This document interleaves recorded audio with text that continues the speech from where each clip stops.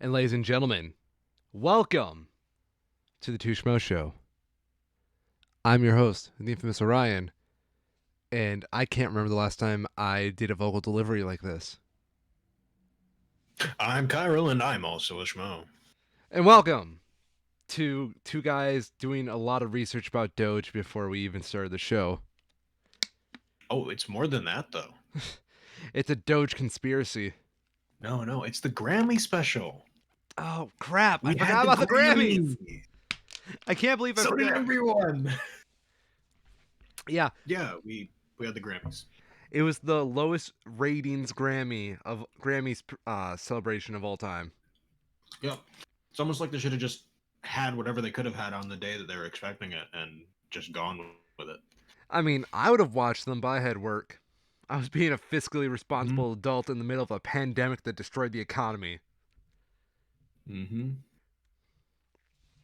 So sorry, Billie Eilish, I couldn't see you get your other Grammy. So, yeah, let's look at the winners. Yeah. I'm incredibly disappointed. Why? Because of who won? Yeah. Well, welcome to the Grammys. The Grammys is No. nothing but disappointment.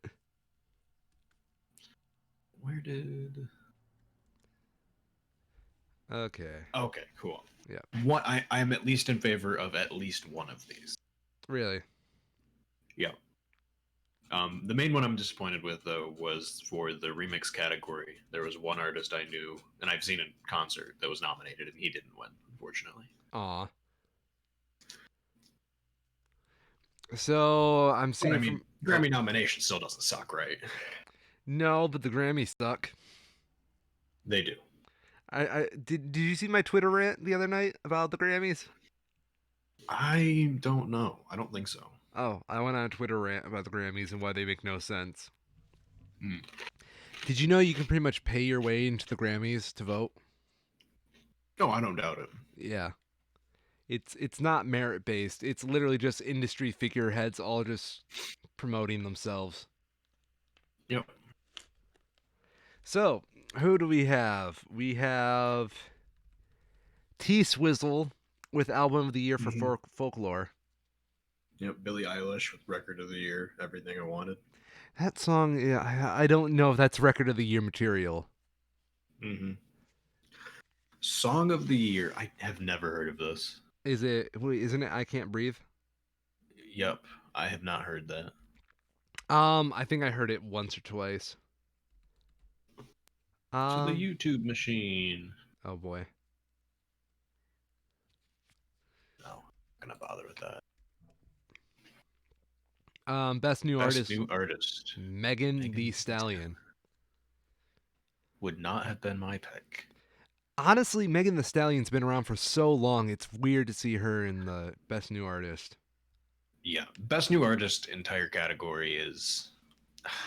I get how I saw a really good piece by the Score Esports because they were talking about the same sort of problem in esports, how it's really hard to have a true rookie type of year when you don't have a clear line between someone going from college to pro or just starting pro or anything like that. And it's kind of the same problem in music because there's not a clear line when someone goes from being a small artist to, achieving a breakthrough. It's kind of subjective. Oh yeah. So they specifically took the step though of saying, all right, we recognize that, so we're not going to call it the rookie of the year. We're not going to call it the new artist, the best new artist. They basically just said this is our award for the person who, went above and beyond what they have ever done in the past. So they just need a new name for it because most improved. Yeah. It took Prince 5 albums before he got famous. I don't doubt it. It's hard to get famous. Because the music industry is a bloated corpse. What I don't get, though, if this is a recognition of recognizes an artist whose eligibility year release achieved a breakthrough into the public consciousness and notably impacted the musical landscape. Okay, I don't get how Doja Cat doesn't take that without a question. Oh, after Say So? Compared to everyone else on that list, no one had even close to the impact on the music and cultural landscape as Say So did last summer. Well, I will 100% agree with you, but that's also like she used an army of simps. I don't disagree, but that's still, I think, based on the criteria they list, counts. I agree, but unlike you, I don't plan on sipping Doja Cat. Oh, I would not. I personally, I think that Say So is the only good song she has. It's a Okay, really good song. it's an I just don't like earworm. any of the rest. It is. Yeah, It's a well made, catchy song. It's a great summer track. it's a good summer track. Yes, I will agree to Yeah. that. I wish YouTube would stop feeding it to me. Best pop solo performance went to Watermelon Sugar by Harry Styles, which Unfortunately. the worst song on that whole list. Why are you like this, Easily. Grammys? Easily. What? Okay, it literally fails to be a song in the first like line Yeah. because It's it's like so bad. it tastes like strawberries on a summer evening. What? hmm What is strawberries? Like what are you tasting? When your song is somehow less creatively intensive than Justin Bieber with something called Yummy, you know you fucked up somewhere. And it sounds like a song I want more berries. What are you describing? And that summer feeling, it's so wonderful and warm. This first paragraph, this first stanza in the song tells nothing It's a mess. other than it tastes like straw. It's awkward. It's so Yeah. awkward. No, I, that's always the problem I have. And I don't speak Korean, so I don't know for sure if this is applicable, but it's the problem with any boy band thing. Yeah. And the same thing with like Doja Cat to an extent, is that it's, I don't know, they're not simps, but they basically are at that point. I coined this as imaginary significant other music, Yeah. where you Yep. want to believe the artist is your significant other. So Yep. they will, yeah, it's literally just imaginary boyfriend and girlfriend music. hmm It's dumb. I hate it. I make fun of it a lot in my music, and I don't know if anybody's ever noticed that. No, I totally agree. Breathe me in, breathe me out. I don't know if I could go without. Congratulations, Harry Styles. You just wrote a worse version of Everlong by the Foo Fighters. You're not wrong. I know, because it's like breathe out so I can breathe you in.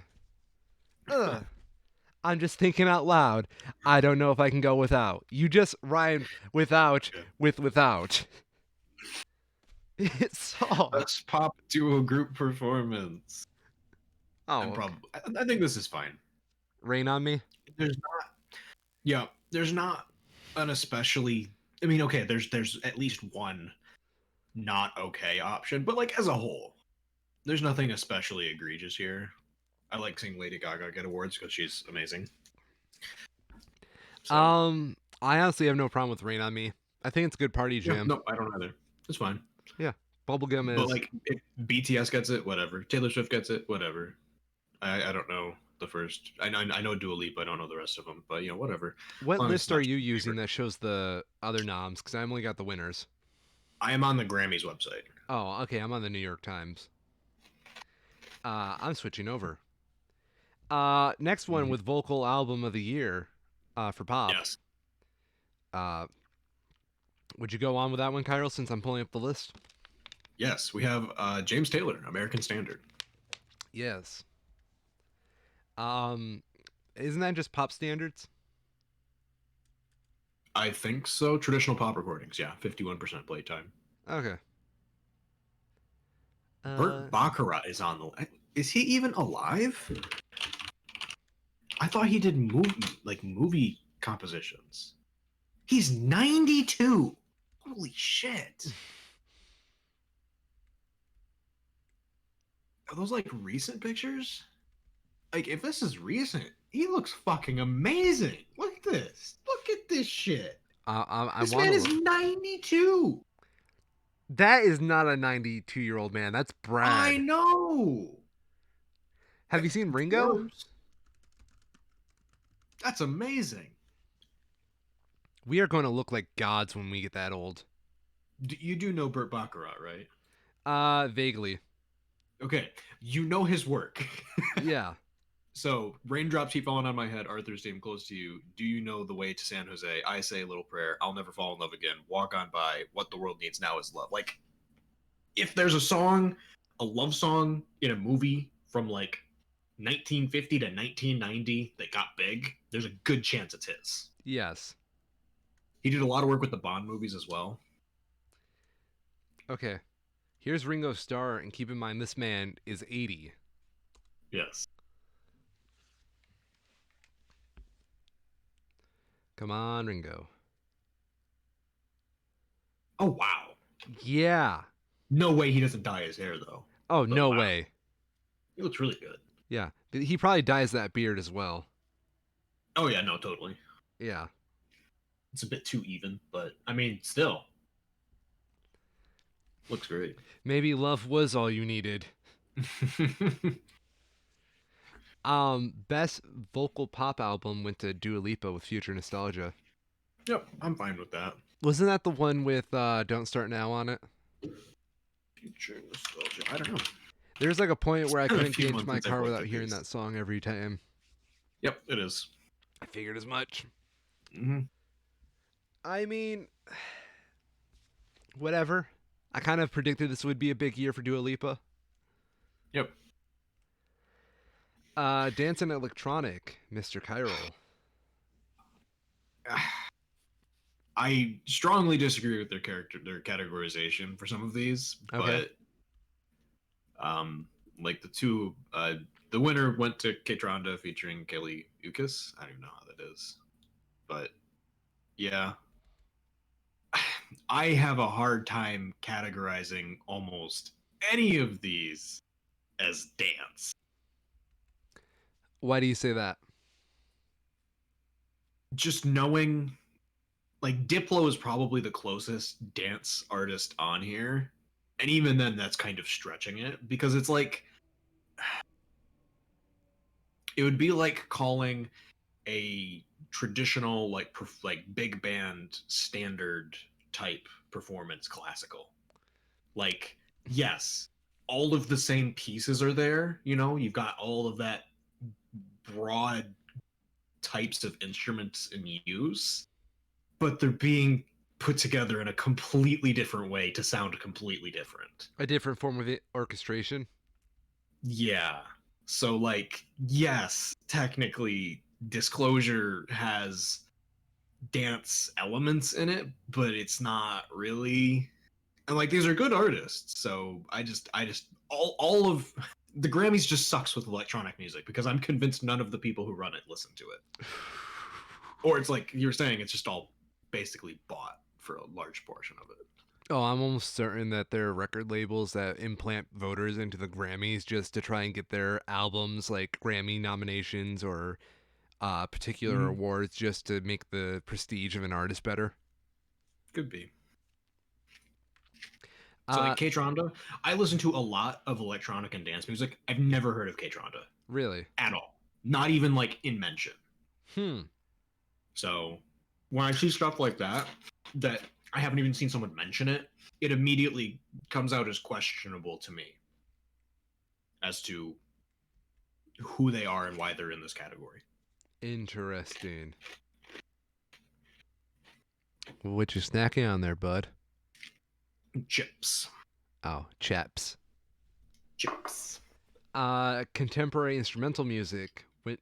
Best contemporary instrumental album went to "Live at the Royal Albert Hall" by I'm Snarky so Puppy. fine with this. Snark. Just, What? it's the best name ever. Snarky Puppy? Live at the Royal Albert Hall. Snarky Puppy. Yeah, they're a good band. But it's just such a contrast. Yeah, man. Have you ever Between heard? like so proper and prim and then Snarky Puppy. No, I have not. Oh I my just like the name. gosh, you're missing out. I would describe them as jazz fusion to Mhm. absurd steak. I'll have to show you Linguist after this. Lingus. It's a good. It's like the definitive try this band out song. Um, Best rock performance. Fiona Apple with Shemikia. Is that? Am I pronouncing that right? I have no idea. Shame Make a IKEA. shame IKEA. Yes. Sure. Yeah. Best metal performance, Bum Rush by Body Count.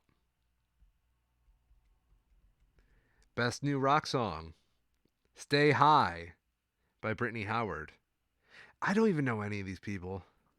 Yeah. I know Tame That's always a Impala. problem I have with the Grammys is that I don't know. Maybe it's because it's such a limited number of nominees that they allow for any given category, and so much music gets released. But most of these, I feel like I've never heard. Yeah. Well, I always feel like, again, that it's always like certain clicks. Right. Well, it's also a format that was probably made when the like 90% of the music people listen to is on the radio. Oh, entirely. So you heard the same 10 songs 15 times in a day, and now you have people on Spotify that micro targets their specific genres that they want to listen to, and it's a completely different landscape that they haven't adapted for. Best new rock album went to The Strokes with the new Abnormal. Okay. Alternative. Best new alternative went to Fiona Apple with Fetch the Bolt Cutters. Yeah. I don't know how Fiona Apple beat Beck because I thought Beck was supposed to be like the king of alternative, but let's go on. Mm-hmm. Yep. Best R&B performance went to Black Parade by Beyonce because Beyonce does Yeah. not have enough recognition.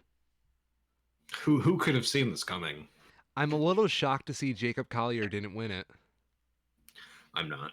I It's one guess of those things where it's like Jacob Collier is huge, but compared to Beyonce, it's like comparing Elon Musk to Bezos, you know? Elon Musk is rich, but Bezos is wealthy.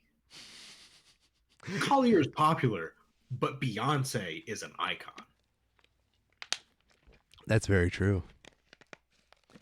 Best traditional R&B performance went to Anything for You by Ledisi, if I pronounce that right.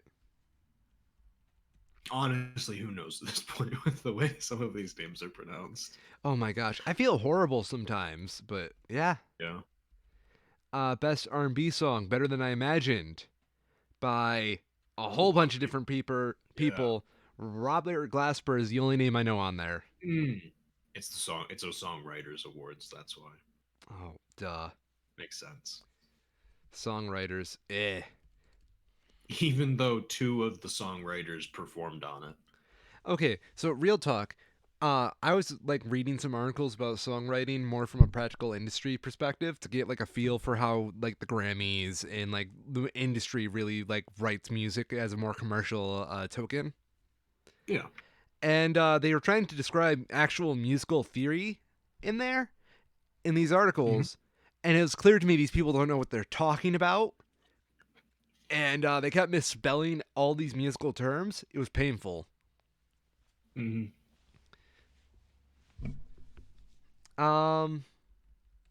We also have Best Progressive R&B, which is It Is What It Is by Thundercat.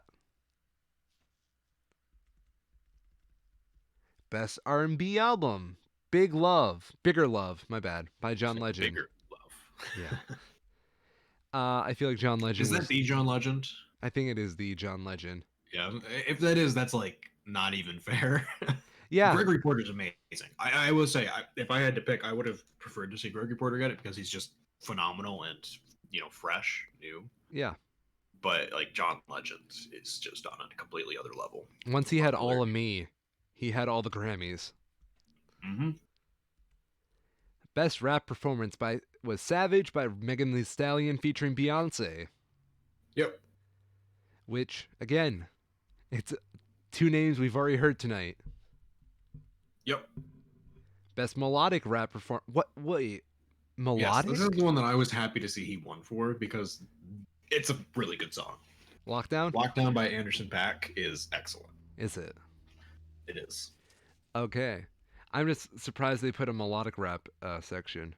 Right. I'm really I wish they would give this same treatment to dance. Give it more categories so you can actually recognize the people who are doing good work. Yeah. for stuff that doesn't fit in the other categories. When you take an entire genre that's been around for 30 years and try to funnel it into one title, it just doesn't work. Best rap So, song, Savage. Again. yeah. And you look at Yeah. that, look at all those names. It's kind of absurd. That was 100% created to win some Grammys. You know, instead of power levels like in Dragon Ball Z, it's what's your number of songwriters. Yes. Best rap album, King's Disease by Nas, which it's Nas. What were you expecting? We're going to skip country because country ain't music. Country. We're just skipping country, right? Like, yeah, I mean, who listens to country? right? Boomers. And boomers Justin don't care about the Bieber Grammys. Is that the only award Justin Bieber got? What? He Oh! went for other stuff. That's funny. Yeah, that's funny. I don't think his new stuff made the deadline for this year's Grammys. He was nominated for other stuff. Oh, was he? Yeah. Never mind then. Oh yeah, because Yummy. Yep. Best New Age album, More Guitar Stories by Jim Kimmel West.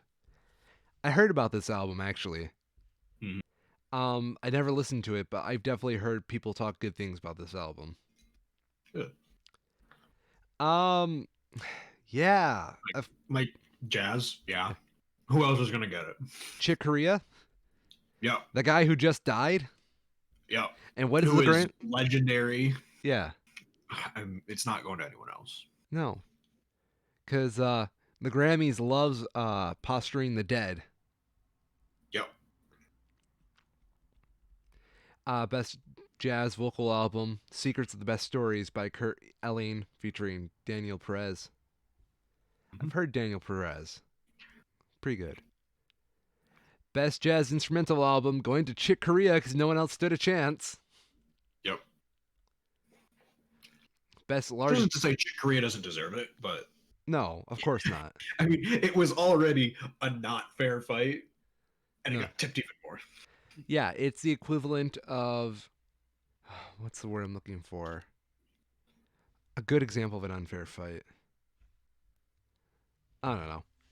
Best large jazz ensemble album went to Data Lords, the Maria Schneider Orchestra. Best Latin jazz went to Four Questions by Arturo O'Farrell and the Afro Latin Jazz Orchestra. I really hope I'm getting that right. I think it's Arturo. Arturo, yes, that's it. Arturo O'Farrell? Free? I don't know. Yeah. Names are hard. Names are hard, especially when they're not from the same country of origin as you are. Any other ones you want to do? Because we're starting to get into the Christian music and... Yeah, I'm just... Oh. Wait, Best Contemporary Christian Music Album. You see this one? No, go Number on. 39. Winner, Jesus is King by Kanye West. I mean, he you can't fight Kanye. Are they sure he's not talking about himself? Have you listened to Jesus is King? No, not at all. I've never listened to any of Kanye West's stuff. Oh, dude. Being completely honest. There's some good Kanye. Like young Kanye. I know. It's the kind of thing where I just can't stand him. So I can't listen to his stuff without thinking about him, and it just immediately puts me off. Oh man, okay, I gotta find these lyrics for you because you're gonna flip out when I read you some of these lyrics. Rachel Maddow won for spoken word album. Man, what is that song from Jesus is King? I think it's Celea.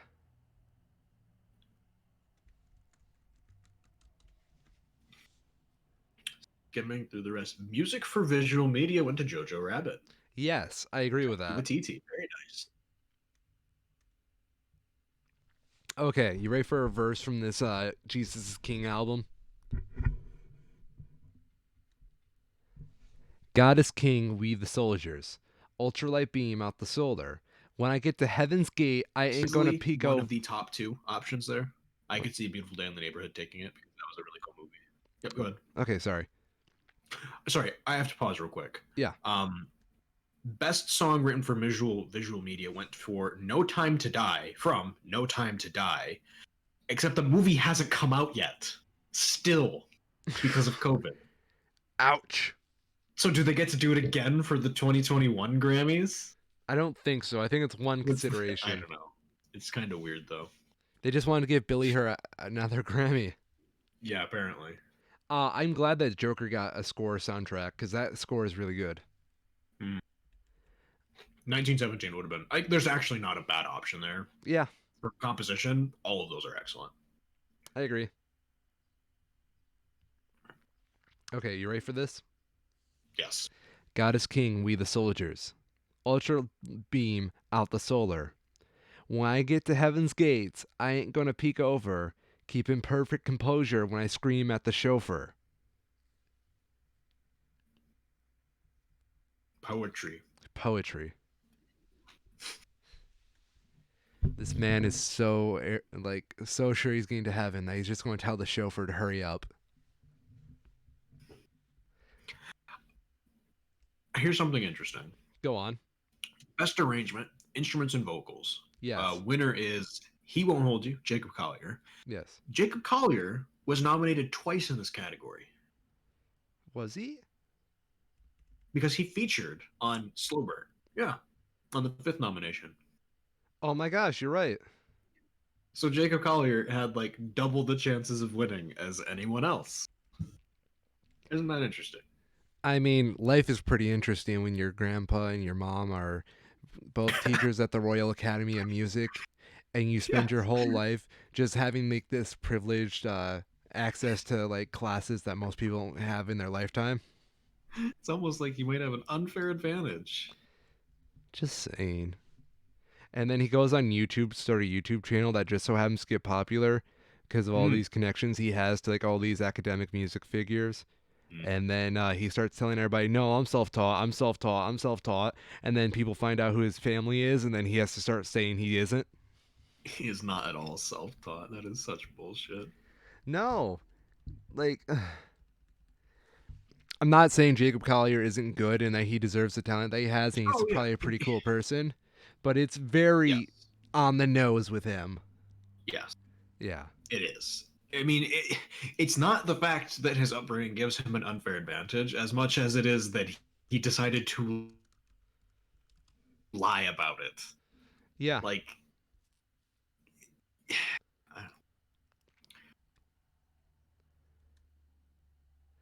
I think he just wanted to go for the image of being like just an everyman, but of course he didn't have that. He's not everyman. Not even close. Yeah. Here's an interesting one. Production, immersive audio, best immersive audio album. There is no winner. Due to the COVID-19 pandemic, the best immersive audio album craft committee was unable to meet. The judging of the entries in this category has been postponed until such time that we're able to meet in a way that is appropriate to judge the many formats and configurations of the entries and is safe for the committee members. The nominations for the 63rd Grammys will be announced next year in addition to and separately from the 64th Grammy nominations in the category. Interesting. Mm-hmm. So they haven't even met to announce the nominees.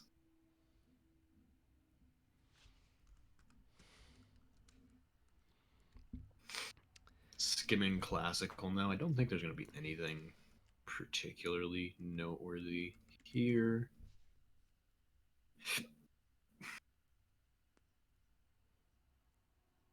Oh, Beyonce won for Best Music Video. Who would have guessed? Ooh. Best Music Film. I don't remember this one. That was actually kind of interesting. Beyonce did not win. What? Winner for Best Music Film went to Linda Ronstadt, The Sound of My Voice. I can live with that. Other nominees included Beyonce, Black is King, Beastie Boys Story, Freestyle Love Supreme, We Are Freestyle Love Supreme, and ZZ Top, that little old band from Texas. That is the kind of thing that would be, it sounds morbidly fascinating to watch, you know? Yeah. Like a ZZ Top biopic, I cannot take seriously. But I want to see it still because that sounds insane. Do they have them grow the beards throughout the film, or do they start off with the beards? I don't know. Is it Let's like a search for superhero this. origin story where they have to get the costume at the end, or do they just have it? It has a 100% on Rotten Tomatoes based on 7 reviews. Candid interviews, never before seen archive footage, and celebrity fan testimonials provide insight into the history of ZZ Top, the Southern rock and roll blues band featuring Billy Gibson, Dusty Hill, and Frank Beard. Noise. Neat.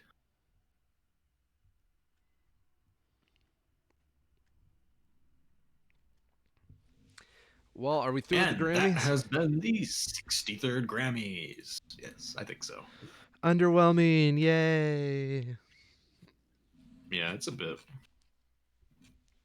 It sounds like, I don't know, it just sounds like they gave the same 3 Grammys to the same 3 people. Yep.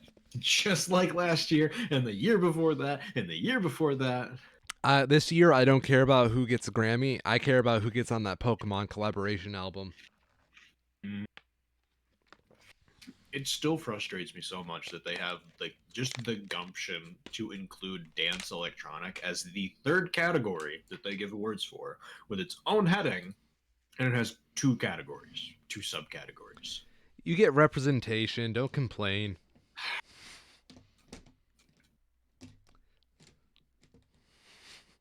Of course, I mean complain. Complain a lot. It's so frustrating. I'm sure. How do you think I feel with jazz being all the way at the bottom? Well, actually, more midway, but Yeah. Yeah, that's kind of weird. Like, why is jazz below new age? why is jazz never given a spot in the TV program? Is it not? No. Wow. I guess These, I get it. Like same way that dance typically isn't unless it's someone very specific that's winning yeah. because they want it to just be the pop and rap stuff that keeps people interested. I I assume it's the same reason why they don't announce the winner for the children's award. really. Who won I mean, children's? the winner was Joni Leeds with All the Ladies. All the ladies. Yep, never heard of it. Yeah. It's a spoken word category. Oh, sorry, new musical or spoken word. Interesting. Yeah. I'm kind of surprised that gets its own category though. You think they just have like a miscellaneous? But they do have quite a few.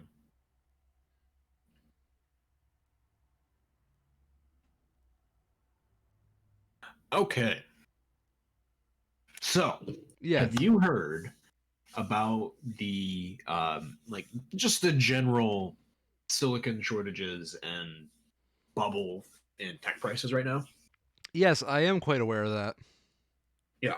So Nvidia, AMD, Intel have all been announcing they're continuing with their schedules for announcing their new products, but they haven't been able to meet up to the demand because of a number of factors. There's a silicon shortage, like a physical materials shortage right now that is limiting how much they can produce. We're in the middle of a pandemic that we have been in for the last year, so people who normally wouldn't need this kind of stuff does or needs it more urgently because they're having to work from home.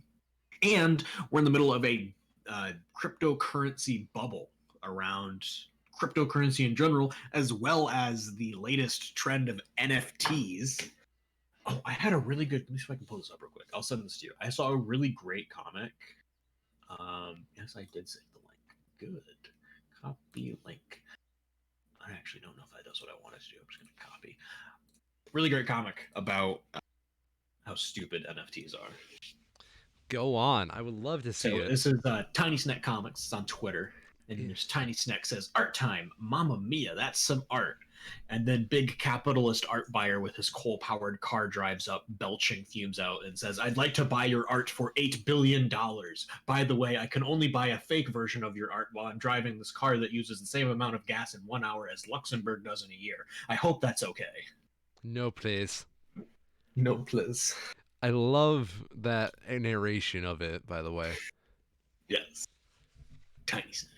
So, in order to combat these types of things to try and free up access to graphic cards for the people who companies like Nvidia and AMD say they want to be able to buy them, people like gamers and content creators, people doing air quotes real work, not cryptocurrency type of people. Yeah. um, with the announcement of the RTX 3060, Nvidia announced that in the microcode for the graphics cards, they would be including certain limiters on the default normal 3060s that would make it harder or impossible, really, for them to mine Ethereum, which is the current big cryptocurrency, with Bitcoin being kind of so hard to mine that it's impractical. Ethereum has taken up the mantle. They put these limiters on there so you couldn't mine Ethereum specifically with 3060. And for a while at least, it looked like it worked. The initial problem was that you could just mine other coins. And mining these other coins, you could still make about $5 a day on a 3060, which means over a year, that's $1,500. So if you're someone who's buying one of these to make money, you can afford to pay over $1,000 for one and still expect to turn a profit over a year. Which means, of course, the prices for a $300 graphics card basically immediately went up to $1,000. What the This heck? this week we had this is so dumb. Nvidia released a beta driver for the 3060 on their website for people to start to test, as it's a beta. They want people to test it to make sure it works. Unfortunately, they forgot to include the software that limits mining in this beta driver. So Nvidia this past week took their unhackable BIOS and hacked it themselves, and then released it to the public for anyone to download. I, It's since been removed from their website, but it was on the internet. People found out. It's already out there. what a nightmare. So it's if it wasn't so sad, it'd be more funny. Because Nvidia went through all these hoops of oh, we care about gamers, we want gamers to be able to buy our cards and use them for what we want them to be used for, but don't pay attention to the fact that we're also going to make cryptocurrency specific SKUs for our graphics cards. Don't worry about that. Just look at good guy Nvidia trying to make gamers able to get graphics cards, Rise and then up, they gamers. just completely fuck it up. Whoa, my gosh. Yeah. So, Crypto was a mistake. yeah. Like, the crypto bubble is just this all-encompassing gravitational mass that brings the dumbest out of people. It's such a waste of energy too. Yeah. And people think it's easy money, but it's not. Mm-hmm.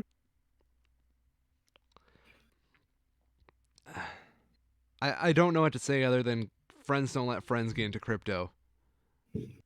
Yep. Which is why I'm starting my new crypto coin that is 100% ethical, energy free, called a dollar. Why are you laughing? I'm pretty sure they have that trademarked already. Nah, dude. So here's the thing. The dollar is a pretty respectable form of currency. It's a fabric paper like substance that I've created that really can be used to exchange for goods and currency. It actually follows the Yep. U.S. Bullion price. So Oh yeah. it's pretty one-to-one with the U.S. economy, which is one of the strongest economies in the world. So can't really... Yeah. Don't throw off my speech, man. In terms of a value of our dollar, it's better than like the inferior rupee. It's better than the inferior yen. So it's got quite a bit of value. And just because I'm filled with so much patriotism, I decided to put presidents on each one. Oh yeah. Yeah, No one's ever done that before. never. Completely original. 1000% original. Like my first dollar bill, right? For the value of $1, right? Who's better to start off one with George Washington, the first president. Duh. And you want to know the best thing about these dollar bills? What's that? They're 100% off the internet, so people can't track what you buy. The ultimate crypto. Perfect. Untraceable crypto. Untraceable crypto. Energy efficient as well. But we're not doing pennies. Screw pennies. Yeah, pennies suck. Yeah, straight up. Just make everything 10 cents and we'll just work with dimes.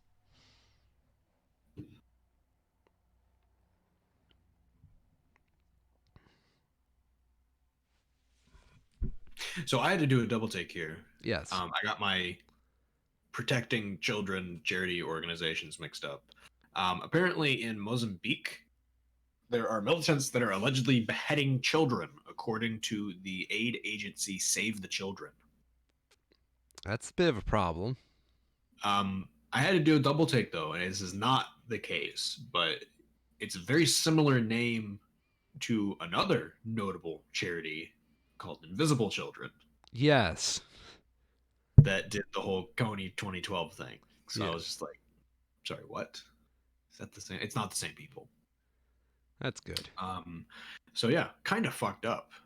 Yeah.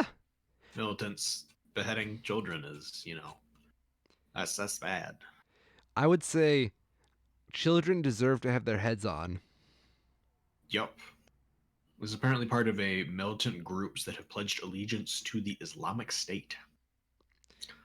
Can we make like a new rule for humanity of just leaving kids alone? I wish. It is one of the tenets in Satanism. What, leaving kids alone? Generally speaking, yes. Oh. They added a few new like commandments that particularly deal with, specifically saying like things like pedophilia are verboten. Good on Satan. So no pedophilia. Good guy Satan. Good guy Satan. Give apple juice, not pedophiles.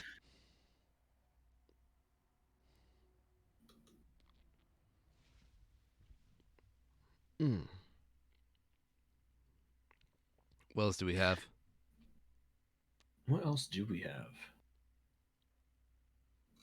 So, I'm trying to see real quick. I'm pretty sure this is partly related to past stories. I remember, what was it, a shipment of COVID vaccines that was leaving Italy for Australia, I think, was stopped as part of the EU's orders that are insisting that.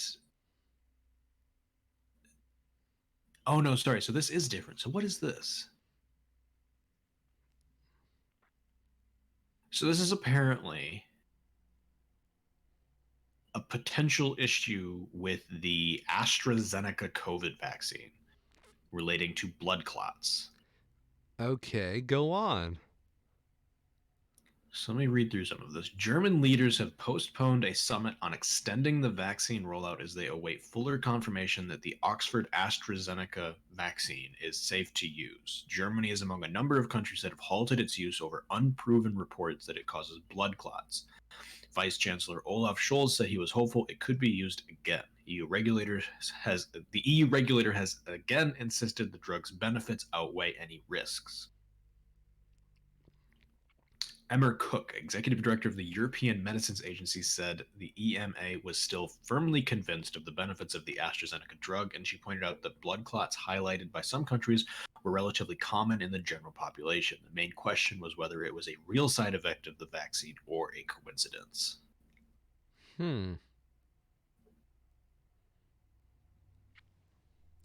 Interesting. Have you seen those robocall scams that are saying you have your vaccine appointment coming up? Call us back. I have not. Yeah. I wish I could be surprised. No. I mean, what else are you gonna? Scammer's gonna scam.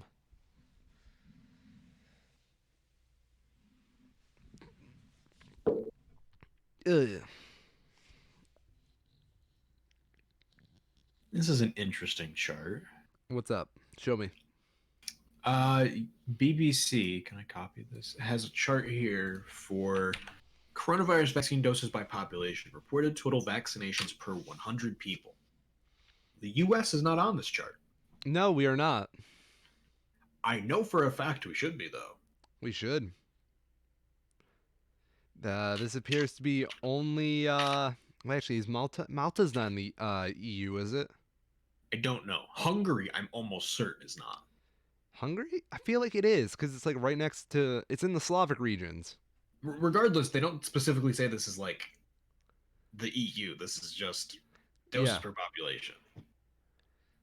Why aren't we in here? That is what I would like to know too. That's propaganda. So the majority of the US is at least 20% or around 20% vaccinated. Okay. Yeah, percentage of population with at least one dose, 21.4%. Interesting. Doses per 100 should be at least 20.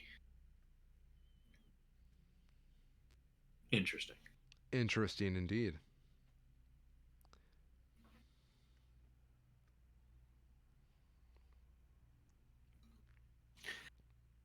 I suppose there must just be supposed to. I guess it's probably supposed to just be for the EU or European countries in general, but they should say that. They're gonna make a graphic like that. Yeah. Yeah. I don't like not feeling included. What did I we don't know, do? just feel a bit misinforming. Yeah. What do we do wrong, Kyril? Why aren't we allowed to in the EU? I want to join the EU. Would you like the list of reasons in alphabetical or chronological order? Chronological. I'm a history nut. So it all started in 1776. It went Yes. downhill pretty quickly from there. What happened? We got into a bit of a scuttle with the UK, where we decided we didn't want to pay their taxes anymore, and then there was a bit of a revolutionary war, and they didn't like that. It was tense for a while. Then it wasn't, but there's always been that sort of appearance of a sort of chip on the shoulder ever since. I think you're stealing the plot of that one musical, Hamilton. They're very closely related. He just Very doesn't want to admit that parallels. There's a lot of parallels. It's like Hamlet and the Lion King. They look similar, but they're totally legally distinct. Okay, I'll believe you this once.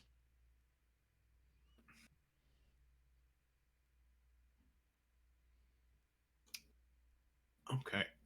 In Israel, fragments of an ancient scroll were found in the Cave of Horror. Yeah, someone's living out their best RPG life. Yep. So fragments of a biblical scroll and other relics have been found in what is officials call a historic discovery in desert caves in Israel. Dozens of pieces of parchment were written in Greek with just the name of God appearing in Hebrew. The scroll is believed to have belonged to Jewish rebels who fled to the hills following a failed revolt against Roman rule in the 2nd century. They were found during an operation to prevent caves in the area being looted.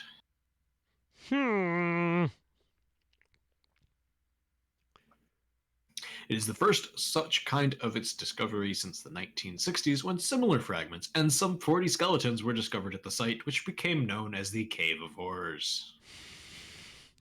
I love that title. It's a good title. The Cave of Horrors. What do you find in there? Dead people. Dead people. God. Dead Sea Scrolls. No, that's on the other side of the map.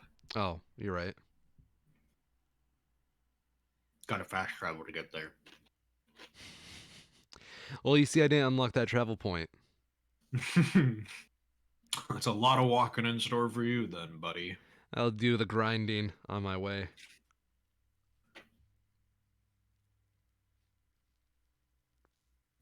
A large...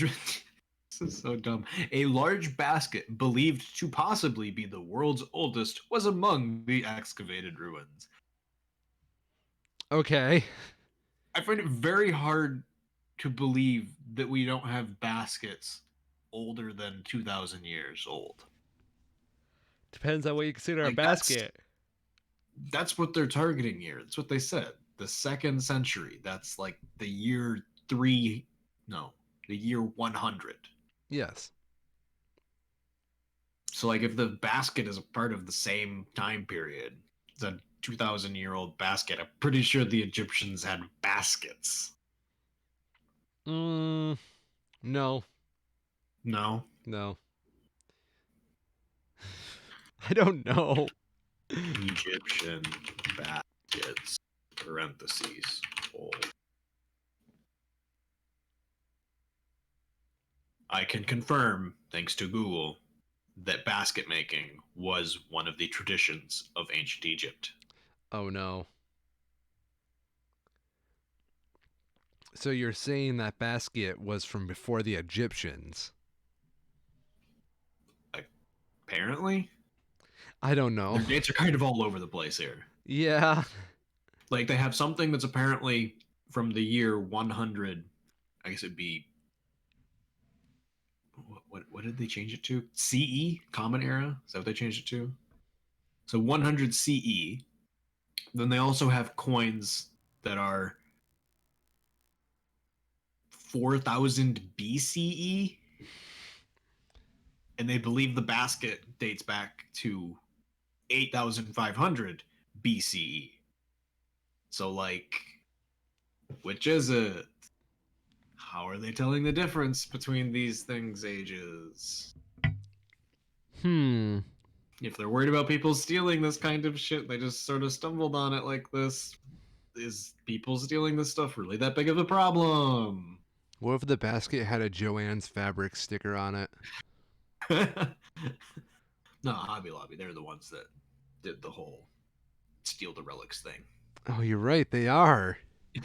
That's not even a joke. It's not even a joke. The founders of Hobby Lobby, I think they were indicted even as a part of stealing relics from the Middle East and having them shipped over to other countries for sale. Why Hobby Lobby? Hobby Lobby is a really shitty company. It really is.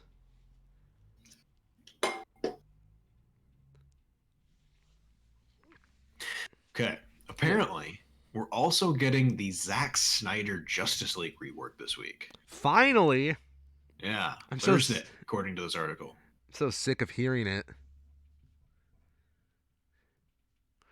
Did you hear? What? Variety said Snyder's restored vision succeeds as a majestic new movie. What does that even mean? Who knows? Okay, do you want to have like predictions for the Snyder cut? Oh, it's 4 hours. Yes. Oh my god. No, I'm sorry. At that point, just as you have failed at making a feature film, if it's too short, that is a failure of writing. That is, for the media it is intended to be, that is absurd. And you thought Endgame was big. Oh my god. How long even is Endgame? It wasn't even that bad. Endgame's like 3 hours. That's like 3 hours and 2 minutes. I'm fine with that. Yeah. 4 fucking hours? 4 hours. 4 hours. For how long was The original? yeah. Let's find out. No. Avengers. Avengers was 2 hours and 24 minutes. This is basically the Avengers. And it's an hour and a half longer. I want to know what justifies that. Well, there's apparently a lot of extra stuff added. Yeah, I don't fucking doubt it. I certainly, because the original one wasn't 3 hours long. No, it was only 120. Yeah. A clean 120. That's kind of suspicious. Why do you think it was so bad, man? It's like a suspiciously clean runtime. Yeah. It made back its budget, though. Of course, it's got Batman in it. Yeah.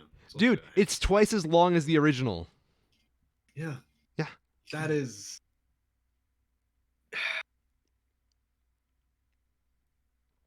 I'm sorry. I I can't take some of these reviewers seriously. Like, are they joking here? Are they being sarcastic? Once I get to the third half and the second half of this movie, I'll have my real opinions. Little White Lies Hannah Winhead was damning, however. Her two-star review said Snyder's Justice League is overlong, miserable, and signifies nothing other than the potential of fandom to influence top-level creative decision-making. Wow. Go on, tell us how you really feel. Yeah, I like this. Oh. I mean, it This automatically. fan service heavy redux of a 2017 superhero pileup just about justifies its existence.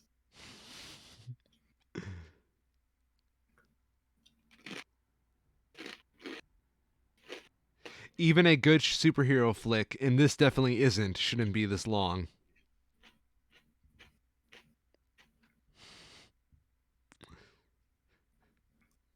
Release the deleted scenes. But one of the other, where was it? According to Ian Sandell, you might even find yourself moved. No, No. no. It took, how long did it take Marvel to have a moment in Endgame that you could consider yourself moved by as a result of the events? I love you Zack 3000. Snyder. What's that? I love you 3000. Yes. That's literally it. But it took them how many films to get to that point? A lot. How much buildup of the characters? It Yeah. took like 6. Yeah. Zack Snyder is very talented. Many people who are involved in this movie are very talented. I don't believe that they can deliver both a good superhero movie as well as something that may even find yourself moved by, even in a 4-hour runtime, knowing what the base material they're working with is.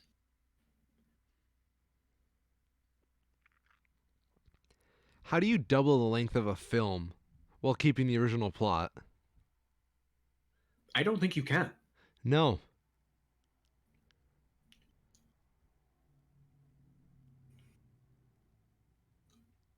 It is releasing on HBO Max in the US and on Sky Cinema and Now TV in the UK.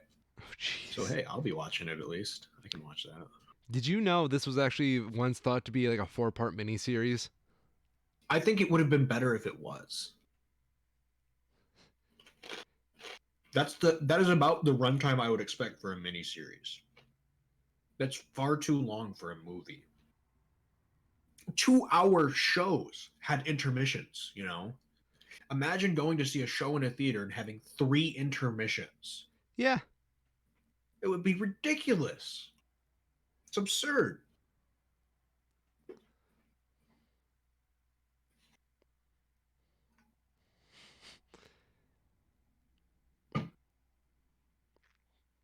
Man, these people really don't like it.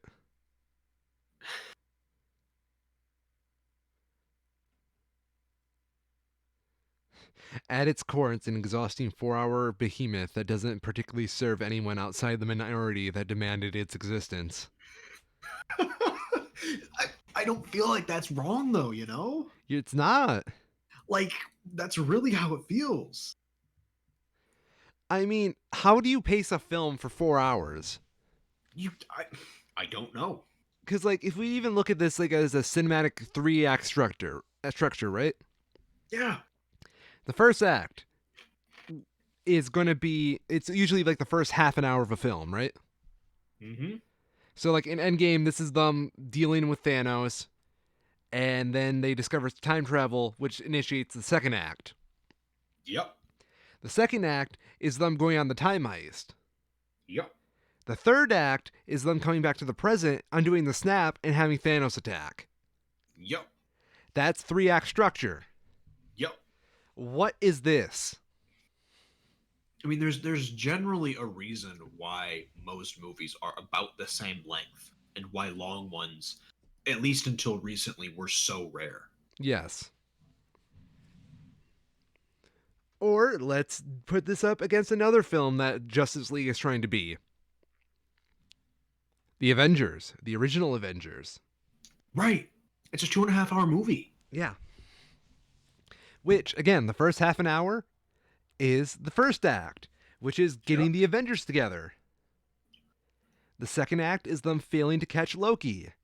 And then the third act is the Battle of New York. It's real simple.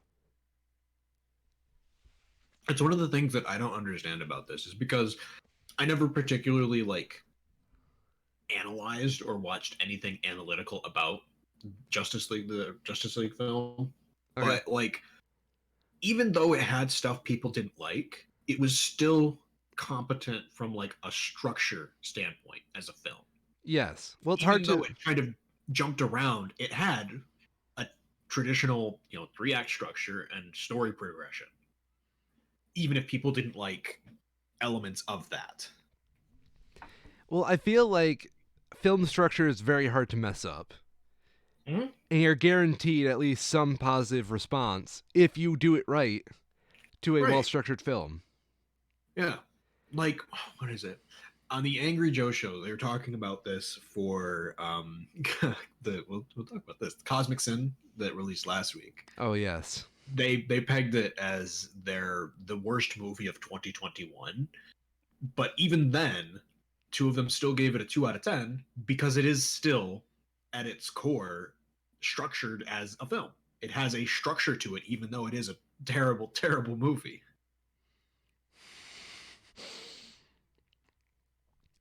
I'm very curious.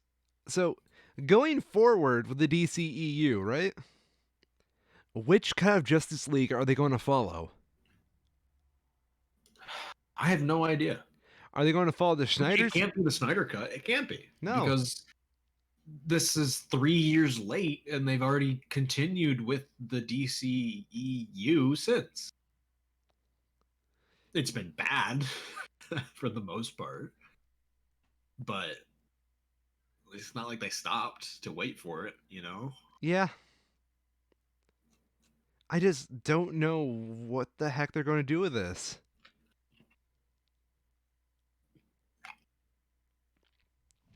The premise of the film, following the death of Superman in Batman v Superman Dawn of Justice 2016, Batman and Wonder Woman recruit the Flash, Aquaman, and Cyborg to form the Justice League and protect the world from Darkseid and his minions D-Sad, Granny Goodness, Steppenwolf, and the Parademons, who seek the 3 mother boxes. Parademons? Parademons. I thought Steppenwolf was like a metal band. There is a metal band called Steppenwolf. Yeah. I just... John DeFore, Hollywood Reporter. Even a good superhero flick shouldn't be this long, and this definitely isn't.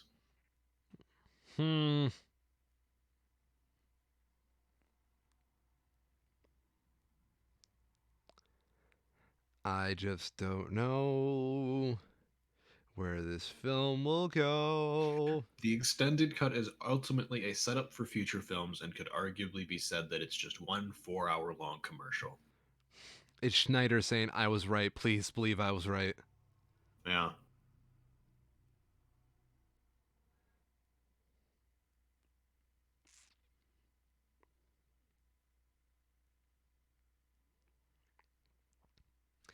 I mean, okay, what are your predictions? Let's make a predictions out of this.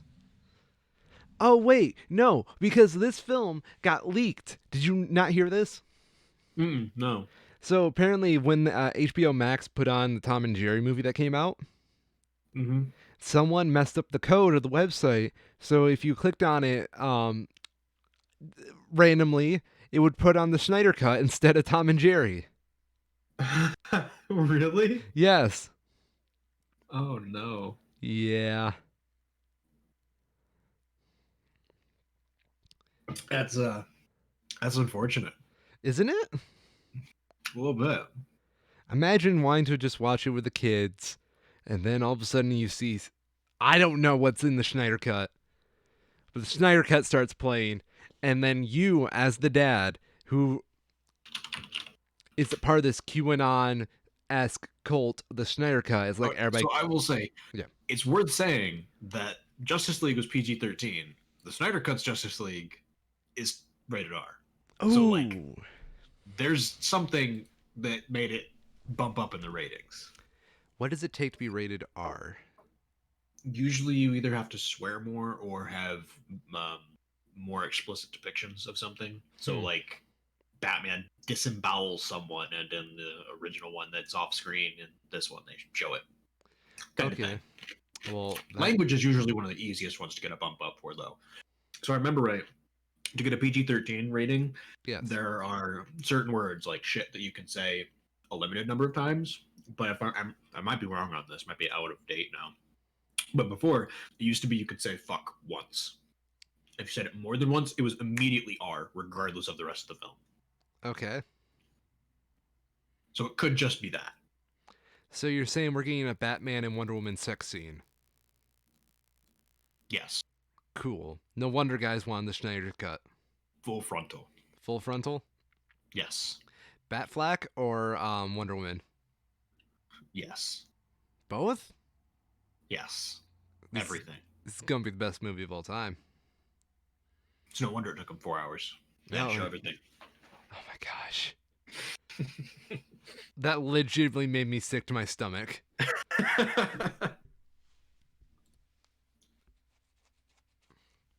Let's talk about Cosmic Sin, though. Oh my god. I'm sorry, but I'm just thinking about how we just gave free real estate to porn parodies. have Cosmic you seen Sin. the Have you seen the ratings for it? No. It is at a 5% on Rotten Tomatoes. It's 5 too much. Oh no. Well, okay. It's really weird because the audience reviews for it. Oh, why did it do that? The audience score is at 84%, but you can't watch it yet. It's not Oh. available in theaters. So it Oh. says there are no featured reviews for this movie because it is not released yet.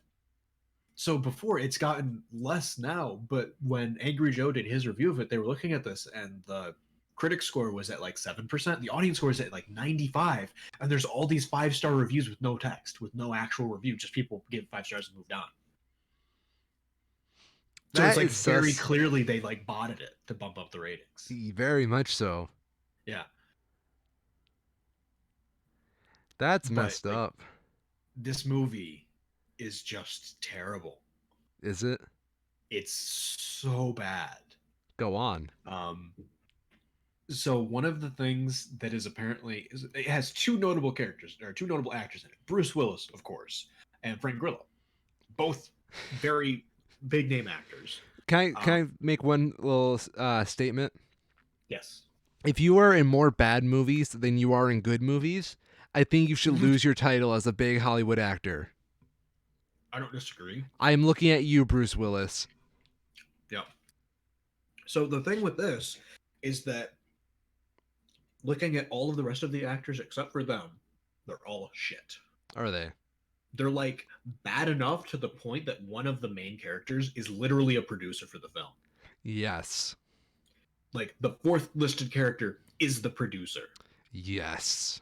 That's the level we're on here. Bruce Willis, like he has in all of his recent films, completely phones in his entire everything. Of course. Like, because he's here for a paycheck. He does not give a shit. Yep. He's still better than the rest of them. How much? Notably. Dang. Like, with the like Frank Grillo is the only one who actually gives a good performance here, from what it sounds like. Okay. Everyone is just bad or doesn't care. And then there's also issues apparently with the costumes because they have like I'll send you this one, promotional shots like this that are well lit and shot, and it's like, oh man, this looks insane. This is intense. Look at those costumes. This is amazing.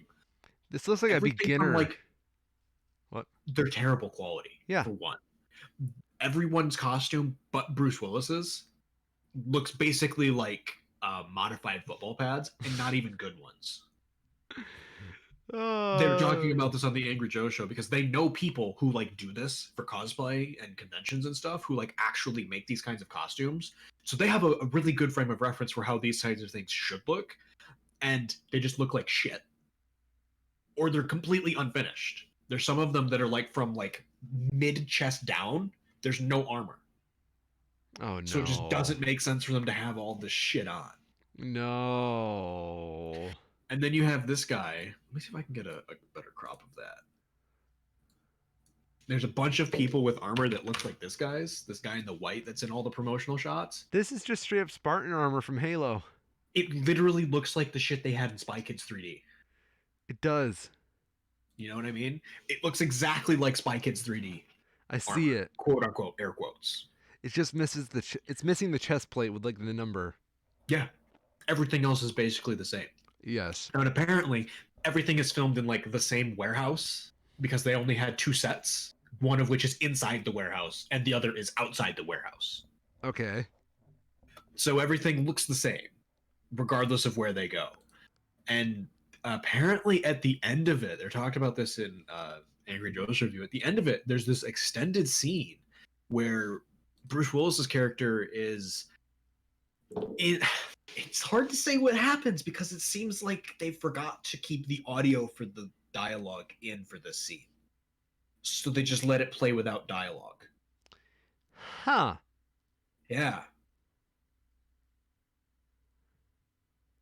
It's not a good movie. It's really bad. Is it in itself a cosmic sin? Yes. Good. Like that's the easy joke is that the film is a cosmic sin. But I want to read through some of these reviews because these are good. Okay. To suggest that Bruce Willis is phoning in his performance in Cosmic Sin would be an insult to telephone communication, which can be an effective means of conveying important information and genuine emotion. It's cliched, falling back on the old pulp premise of the culturally diverse ragtag team of rough guys and gals barking out clumsily expositive dialogue in between unimaginative fights. Oh my gosh. I honestly urge you to light $6 on fire rather than spend it on streaming this movie. With action sequences that resemble a cross between B-movie cosplay and an elaborate game of laser tag, the filmmakers don't even seem to be trying.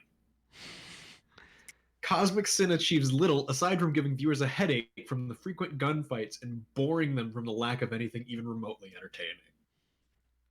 Do you feel like studios are just pushing out these movies because they don't think people know what movies are anymore? I don't know. I really don't know.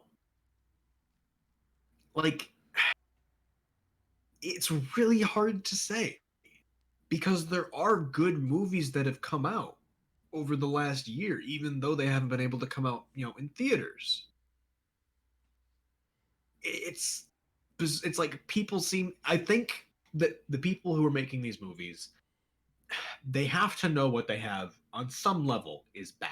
Yes. You don't have the connections. I hope at least that these people don't have the connections to get people like Bruce Willis and Frank Grillo on board, or maybe they just have obscene amounts of money and they don't give a shit. But to make something this bad, I feel like someone involved with it at some step, just statistically, to know how big of a pile of shit it is. And maybe they think because there's a pandemic and there's not that many films out and it's not going to go in theaters anyways, it's just going to be streaming for $6. They'll get people clicking on it by accident. Like, oh, it's Bruce Willis in an action movie? That's basically Armageddon. Less Aerosmith. Yes. It's just bad. Were you expecting quality from Bruce Willis? Because at this point, I've lost hope. I don't know. I honestly wasn't, but I will say in the last shitty Bruce Willis movie I watched, which was Die Hard 5, where he does the same shit where he just phones it in, and Red 2. Red 2, he does the same thing. He just completely phones it in. He does not give a shit. The other actors do. And some of the other actors give legitimately good performances that get weighed down by Bruce Willis. Okay. So it's at least a change to see everyone suck as bad as he does. Hi, everybody. I am Bruce Willis. Welcome to the Schmoes Show. How may I help you? Is it like that? It's not. It's the kind of thing where I don't want to say just watch it, but like, it's hard to describe because he's still, he's still acting, right? Yeah. But everyone knows the caliber that Bruce Willis can act. We've all seen him in Die Hard. You know, he set the bar for himself over the last decades of his work. So Yes. when you see him give performances, and it's still a performance, it's not like he's just sitting there being monotone. He's still giving a performance, but you know it's not what he's capable of. You know he doesn't give a shit. He does not want to be there. He just wants his paycheck and to go home. Clearly. Clearly.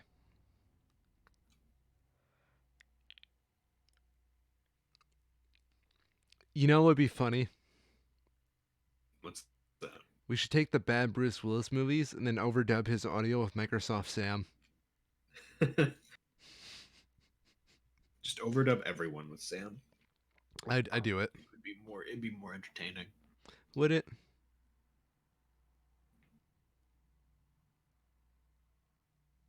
Man, I gotta see if I can find this other thing though. Apparently, the Tom and Jerry movie was nominated for some award. It better be a raspberry. I know, right? Maybe it's something else that was nominated, not this movie, but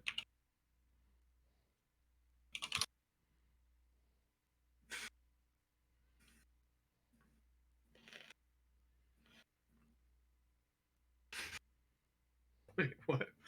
First Google question result that comes up for Tom and Jerry is why is Tom and Jerry banned? Well, why is it banned? Some episodes were banned, scenes were deleted, and characters were replaced due to smoking, alcohol, harmful substance abuse, and violence. Many people think the main problem of the cartoon is unpunished violence. There's also some pretty racist stuff in the old ones. Okay. Did Tom and Jerry die in the last episode? I remember that. That's good. I could have sworn I saw something recently. Maybe I was just like, I don't know. Tom and Jerry 2021? Because I had like other movies in this list that kind of made sense. Okay. But I don't know. There's nothing listed in its Wikipedia for it. So it must have been something else. Interesting. And it's got terrible reviews. Not as bad as Cosmic Sin, but you know. I mean, have you seen that image of Jerry's ass on the internet? No. How have you not seen that? It's everywhere. I don't want to look this up now. God damn it. Don't look it up. No, I gotta do my due diligence. It's your job. I'm a journalist. I have to look up Jerry's ass.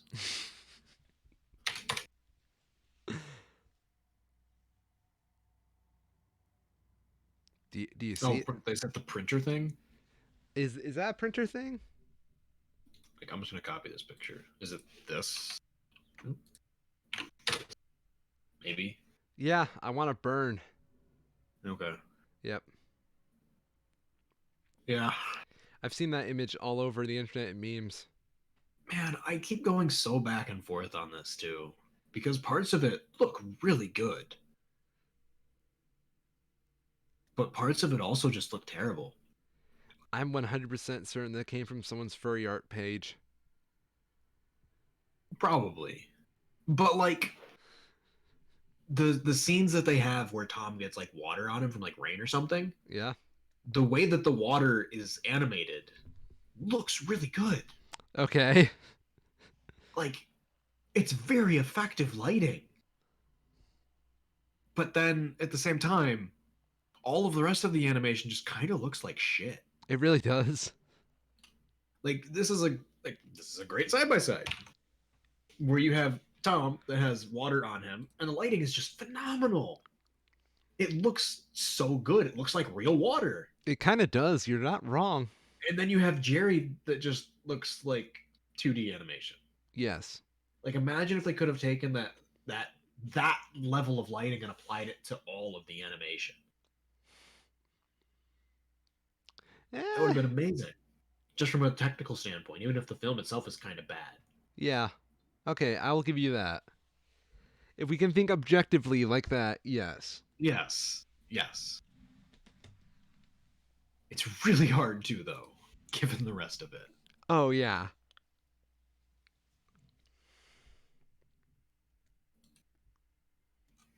So yes, the greatest cosmic sin was the movie itself. Maybe the cosmic sin was our friends we made along the way. It's actually the planets that they blow up with genocidal bombs, but that's I'm literally the plot of the movie. what? The actual, like, this is not a joke. The plot of the movie is that Bruce Willis's character was in the military to some capacity before, and he committed the cosmic sin of launching some bomb at a planet that was being invaded by aliens, and it stopped the alien invasion, but it did it by literally killing everything on the planet. Basically nuked an entire planet, an entire colony. And the whole point of the movie is that they get him back because there's another alien invasion happening and they have to do it again. My face when. My face wet. But yeah, like that's the film.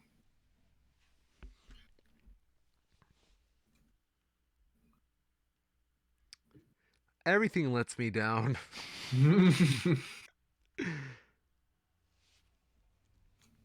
In potentially good movies, we actually have a real movie releasing this week with Benedict Cumberbatch. Doctor Strange? No, The Oh. Courier. Oh. It's apparently some spy thriller of a British businessman recruited into one of the greatest international conflicts in history. Ooh. Go on. Forms a covert, dangerous partnership with. It sounds kind of like James Bond, but if James Bond was Tom Hanks, like, you can't take this picture and tell me they weren't going for Tom Hanks. Like, that's just Tom Hanks. That's Benedict Cumberbatch is Tom Hanks. Yeah, it looks like Tom Hanks was too old for the role that they wanted. Yeah. Well, he also, what was it that Tom Hanks did? He did something recently.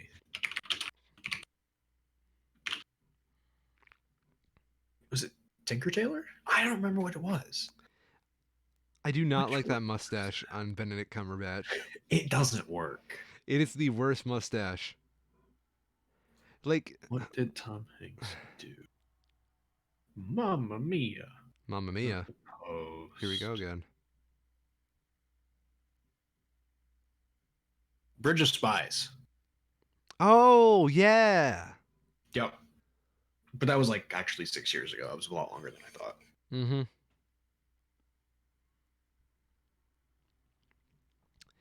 You are correct. I forgot that movie even existed. To be fair, though, I forget everything before the pandemic ever existed. Mm-hmm. All I know is COVID. Yeah. Yeah.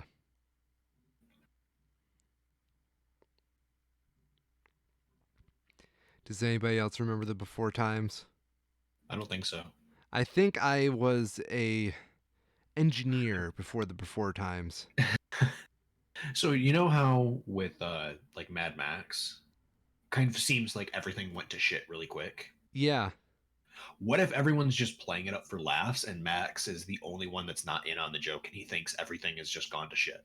And he just starts like murdering people because he doesn't get the joke. Yes. It's just a prank, brah. It's just a prank.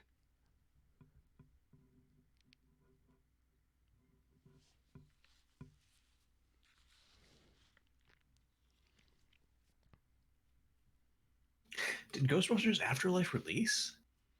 That's one that I've been like. There's so many movies. It's so hard to keep track Oh, of. yeah. What got a theatrical release, what got a streaming release, what got delayed. Movies suck. Does suck.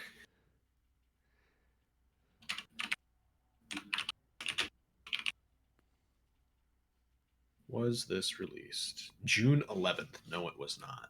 Oh. God, I have to look up a bunch of these now. Do the journalism, Kyril. Me and my journalism degrees are going to sit politely back here.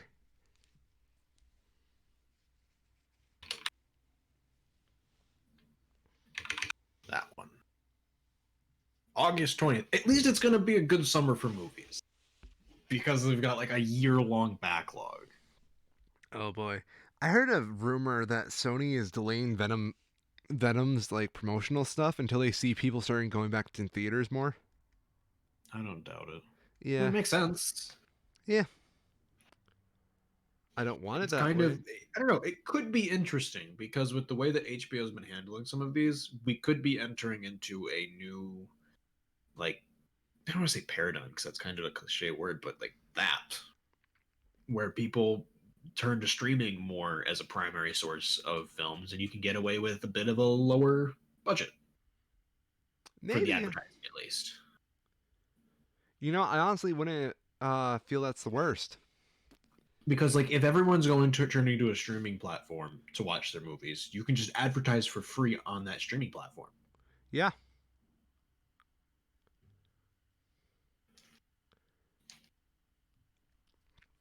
Honestly, I kind of like that.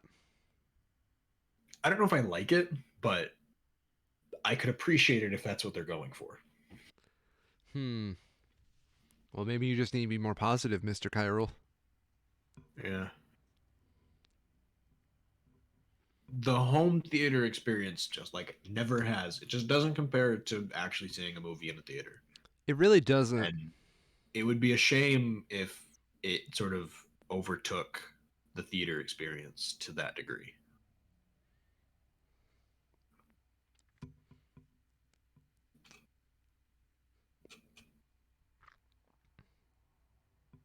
Also, while we're on films, I have started watching WandaVision. I'm on Oh. episode 4 currently. Ooh. So Wait, have you started episode 4 or are you like is that I'm through episode 4. So I need to okay? watch episode 5 now. Interesting that you say that because that was like the episode I ended on my first watch through. What are your thoughts? Mixed so far. I like. So it's very interesting what they're able to get away with since they're not. It's not like a brand new show, right? Yes. You don't have to get people actually invested with the pilot. You can focus more on establishing questions to be answered rather than trying to hook people. Yes. I 100% agree with that. Yeah. Like if this was not attached to the MCU in any way, the end of episode 2 it would be an absolute failure Yes. if it was on like just real TV, not streaming. Because you'd have lost everyone. You've posed some of these questions, but for an hour of runtime now, basically nothing has happened. And unless you're someone who really likes, that 60s or 50s, 60s style TV aesthetic, there's just nothing for you. Yeah, if these weren't already pre-made characters, I don't think it would have gripped anybody. Yeah. But I So I think think it's really interesting from that perspective. well, I mean, you walk in immediately with a question. Why is Right. Vision You do. here? Yep. Why is everything black and white? Yep. I'm scared. Tony, hold me. Tony's dead. No. Where's No, everybody? no. So yeah, I'm at the end of episode. I've finished episode 4, and they have started to get to the point of answering some of those questions and Yes. posing new ones, and it's interesting. It's engaging. Should we go into spoilers? Not yet. Okay. I don't think. I mean, it's been a few weeks, but if that's the case, you're right.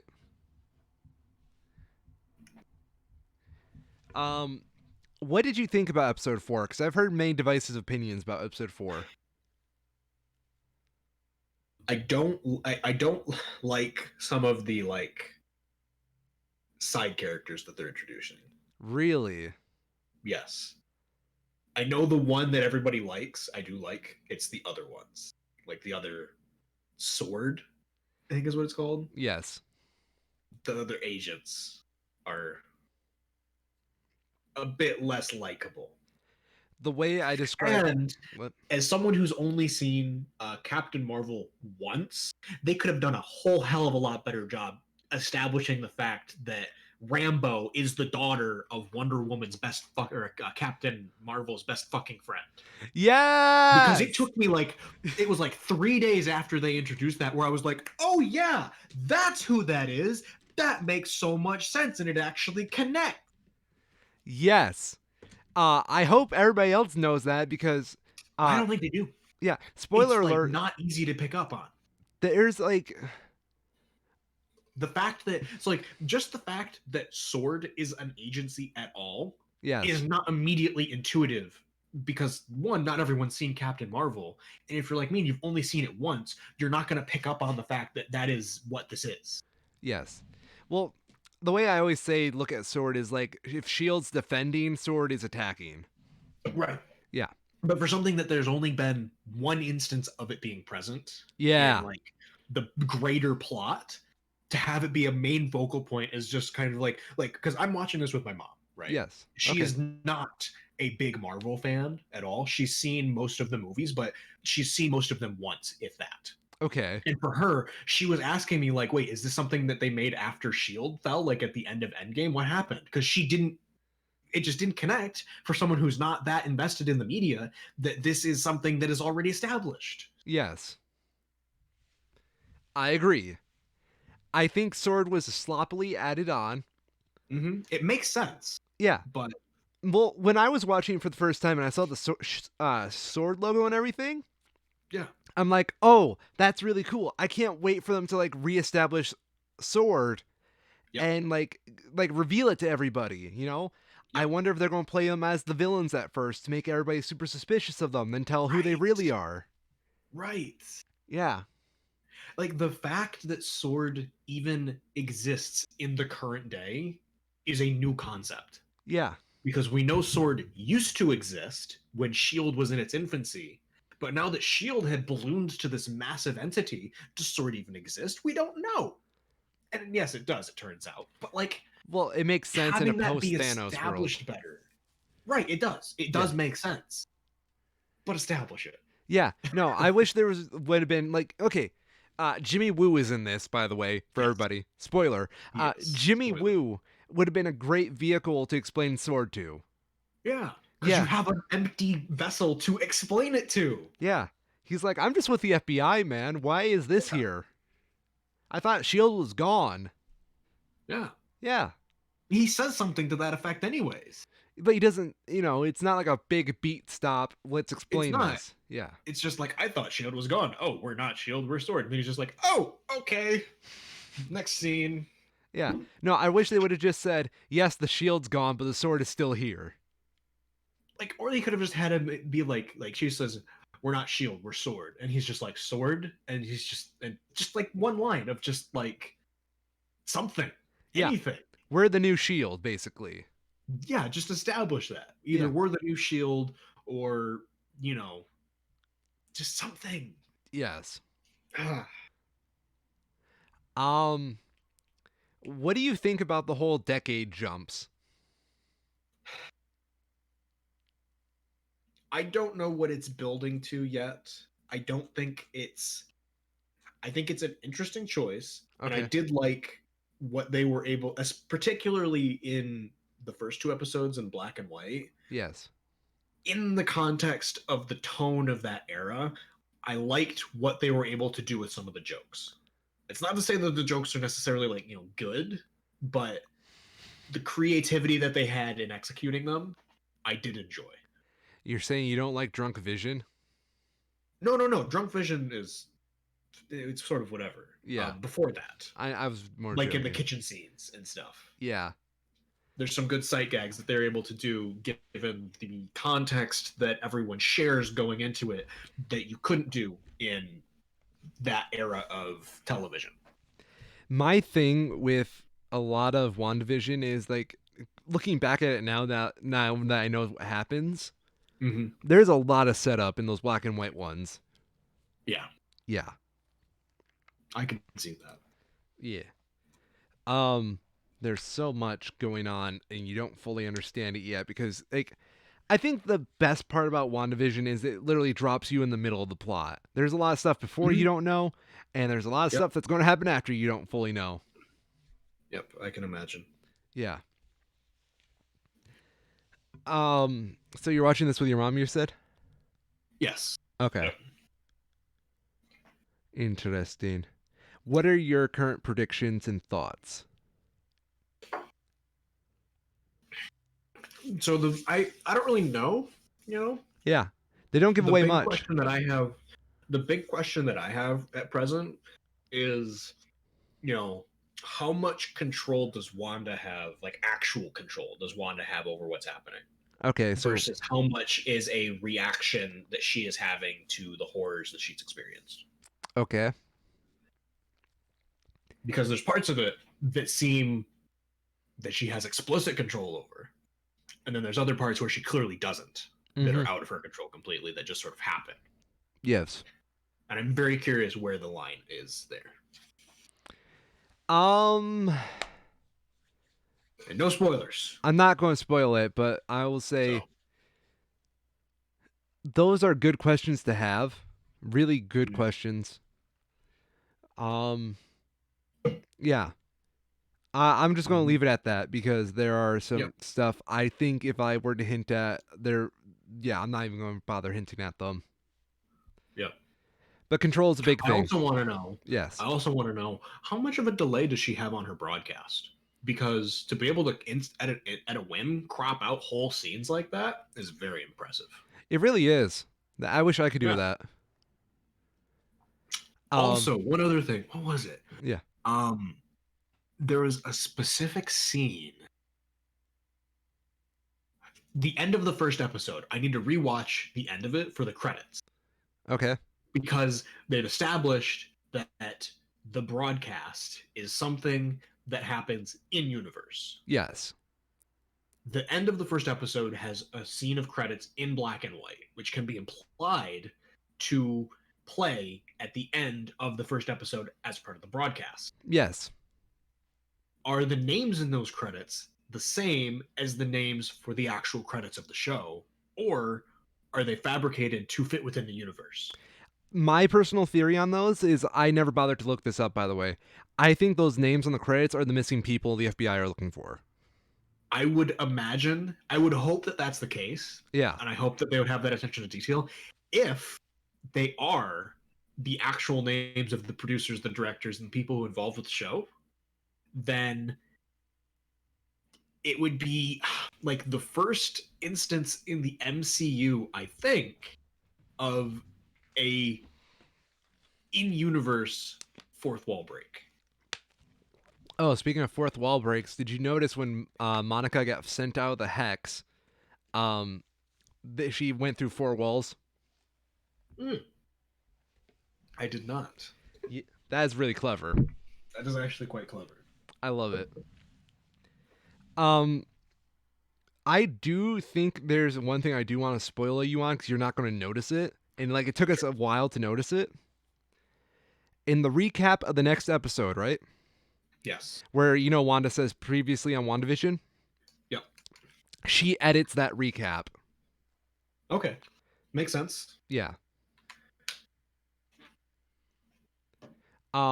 Actually, no. It's whatever one the one where she tells Vision that Monica's gone. Yep.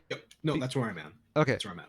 Because when Monica originally gets thrown out, she says she didn't belong, right?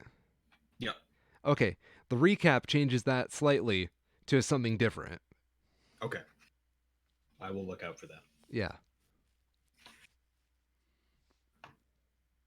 I will say though, going back to the first episode with the boss choking on the thing, that whole scene is really well done with how unsettling it gets as quickly as it gets. Dude, I was looking at my girlfriend the whole time. I'm like, what are we watching? I'm scared. Yeah.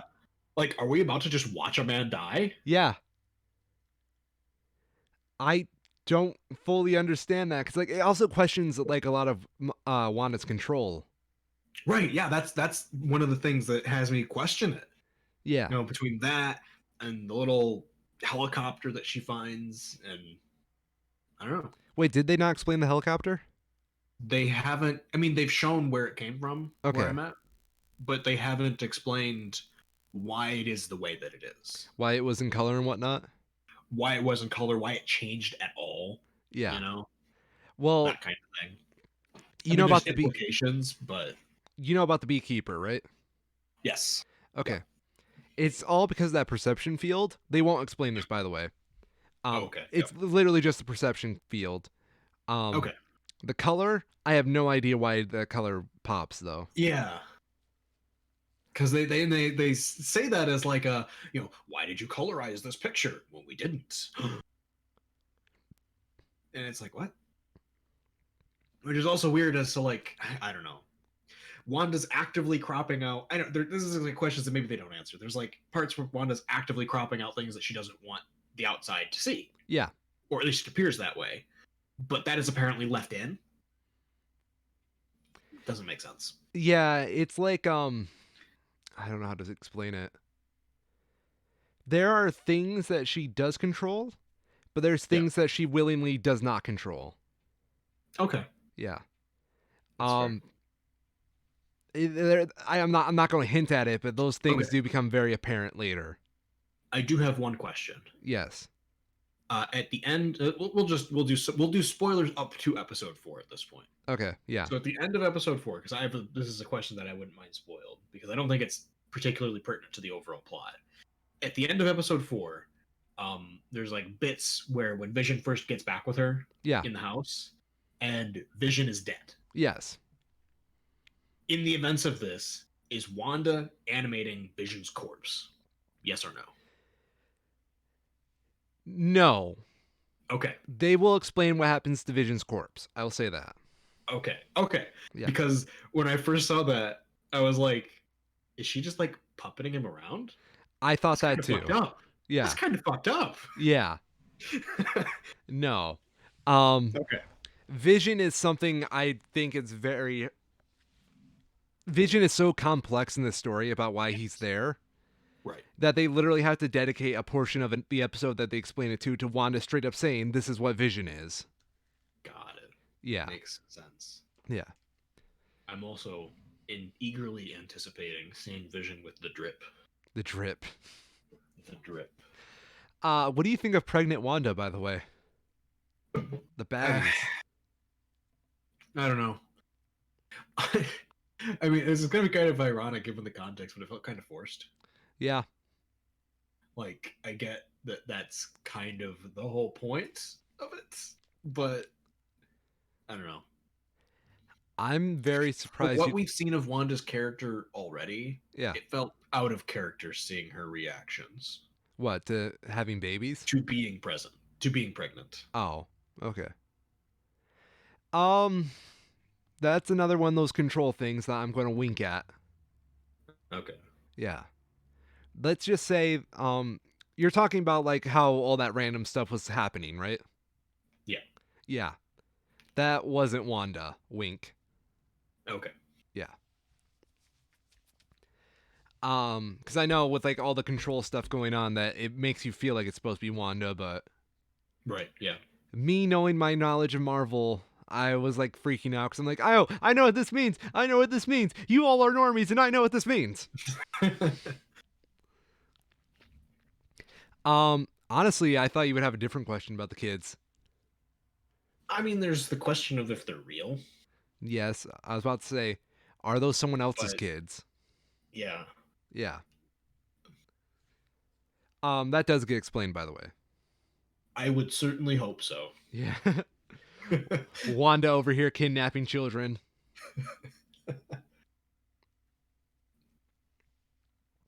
I think you're gonna have a big Okay. You're gonna have a big reaction to episode 5. Definitely. Yeah. It really does seem like they're getting to the point of getting into the real plot, if that makes sense. No.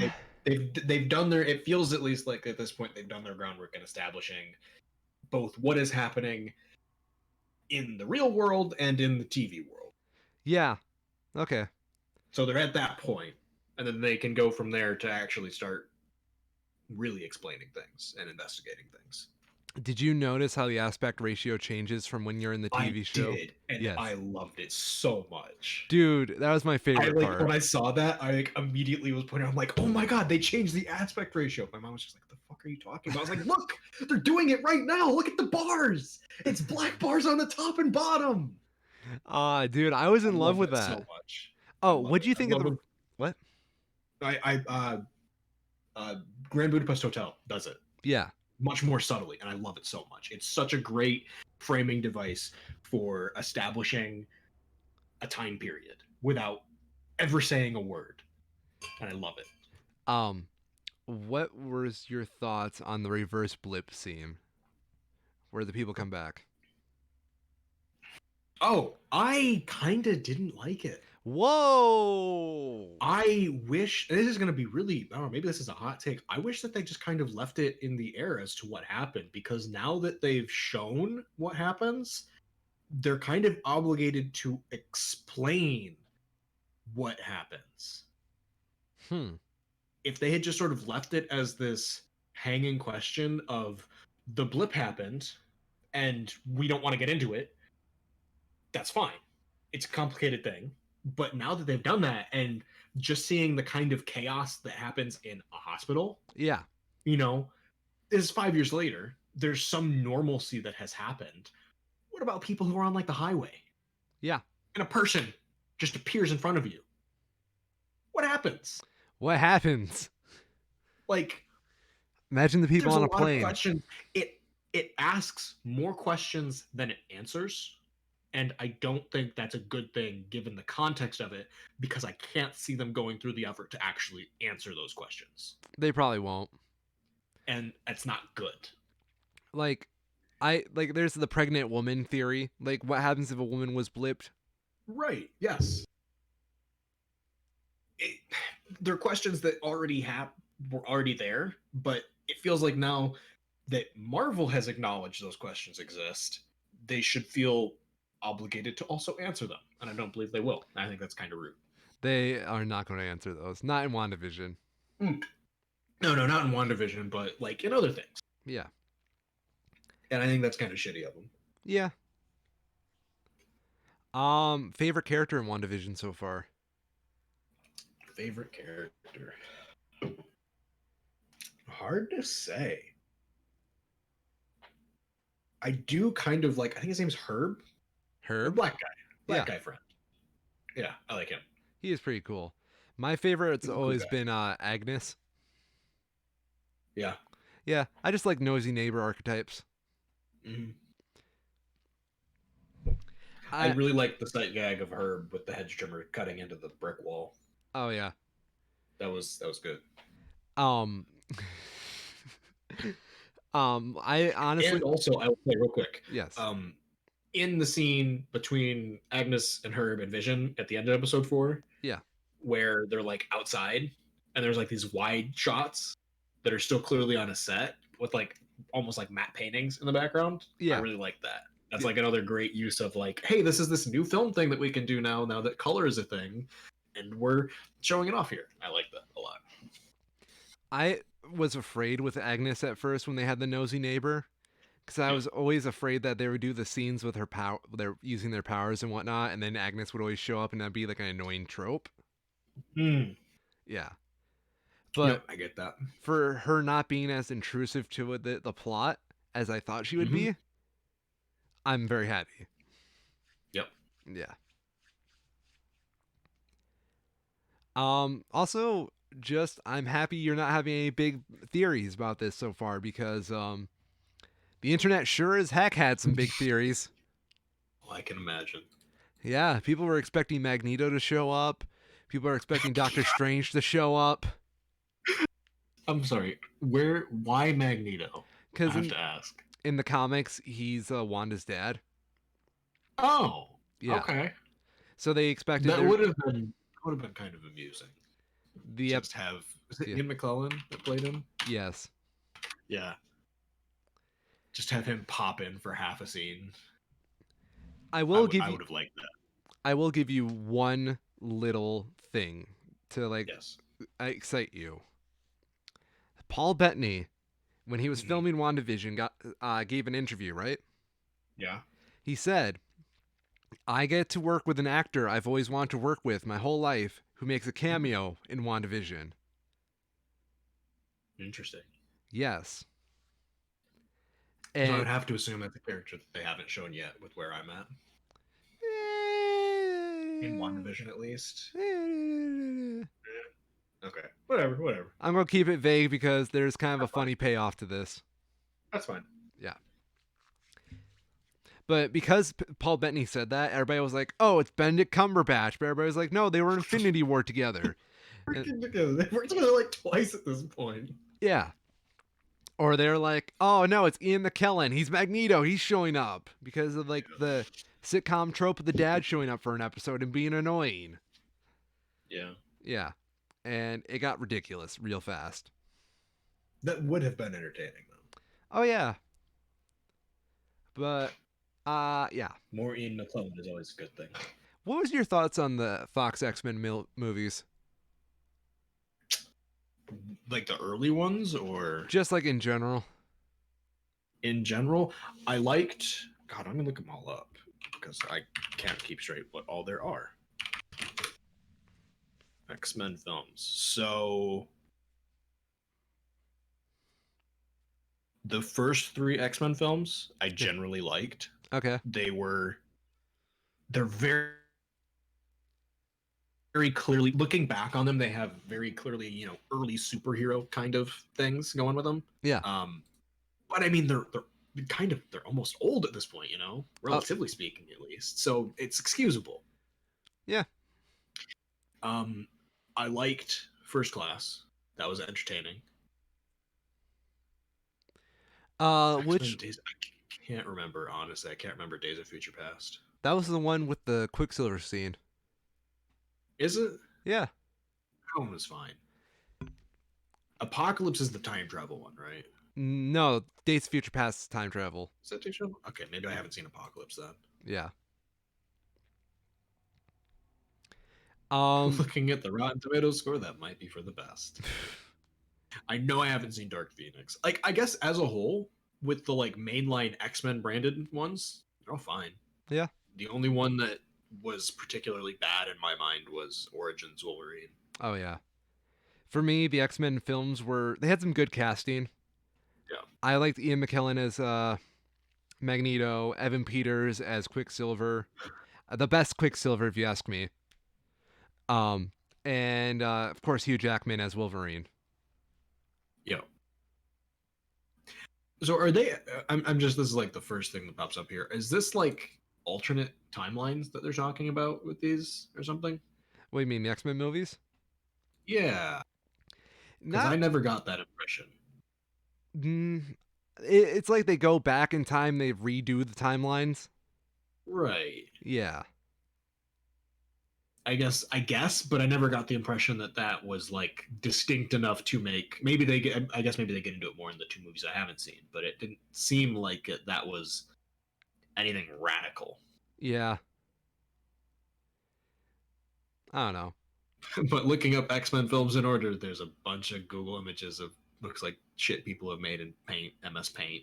Really? Like, this is how the timeline works. Oh no. Here's my Reddit post. I remember I didn't like First Class. I will be honest. I think I've only seen it once. It Yeah. was a long time ago when it like released. I remember not disliking it, but I couldn't say at this point. The only thing I remember from Days of Futures Past is the Quicksilver scene. And that's pretty much the only good reason It's a why. good scene. What? It is a good scene. It's a really good scene. But back to WandaVision. Back to WandaVision. Yeah. Previously on WandaVision. So I guess next. technically What? Deadpool is an X-Men movie. Oh yeah. I haven't seen Deadpool 2 yet. Have you not? No. I think it's a better structured film. Is it? Yeah. See, I don't know if I want to watch Deadpool though for it being a good film. If that makes sense. I don't think it's overall a good film, but I think it's a fun film. Okay, I guess that's what it needs to be, right? Yeah.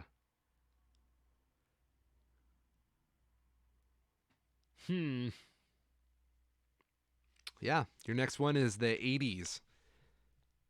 Oh, I should also point this out. Don't expect like 2000s and 90s to get their own episode. They're like split into one episode. Okay. Yeah, I kind of just judging like how they were sort of speeding it up a bit, I kind of makes sense. Yeah. Oh, have you gotten which sitcoms they're referencing, by the way? I picked up on Bewitched and the Brady Bunch. Okay. I don't remember what the first one was. Dick Van Dyke, wasn't it? Yes. Yeah. Okay, I was very curious if you were on top of that or not. Yeah. I know my old stuff. Do you? Not really. I will say my favorite sitcom does get referenced in a WandaVision episode, and I love it. Okay. Yeah. Is it Friends? Oh, heck no. I do not mess with Friends. That is the worst pile of trash television program that's ever graced God's earth. It is a sin upon humanity that we will go to hell as a collective for an unspecific amount of time, and it will be known as the Great Friends Disaster. I don't disagree. I do think that Friends is way overrated for what it is, especially with the budget that it ended up with. Like, what the fuck? Oh, yeah. That is not a $10 billion or $10 million an episode just for the main cast thing. No. I was very disappointed that WandaVision didn't do The Office. That would have been entertaining. Dude, we were just like, my friend and I, like the day before it came out, we were practically writing the episode out itself. Like the idea would be Vision is stuck in the office the whole time. Mm-hmm. And Vision would be doing like the awkward like look into the camera, angry eye thing that Jim does. Yeah. And then whenever one of his co-workers went to do like one of their interviews, they would just give like the most scripted performance of their life. Mm-hmm. Love it. I can totally see that working. Chef's kiss.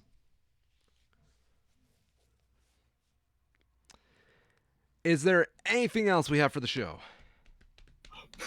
I don't think so. Let me get one last check, make sure there's nothing that's happened in the last hour. Spike Lee to be first Black Cannes jury head. I don't know what a Black Cannes jury head is. The Cannes, maybe it's just Cannes, the film festival. Oh, yeah, okay. Yeah. So he'll be chairing the film festival jury. Spike Lee deserves it. Mm-hmm. Yep. It's a very sensible choice. Agreed.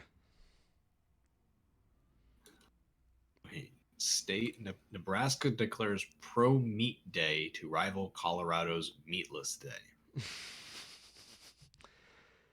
That's the most Republican thing I've ever heard. Yeah.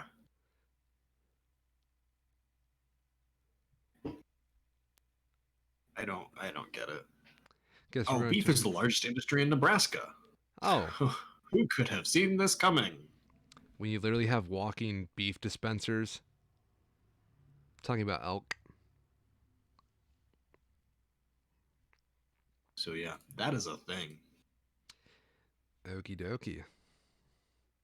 And that's all the things I got. Well then, I'm the Infamous Orion, and I've been filmed in front of a live studio audience. I'm Kyril, and I've been a Schmo. And this has been the Schmoes Show. Keep your nose clean.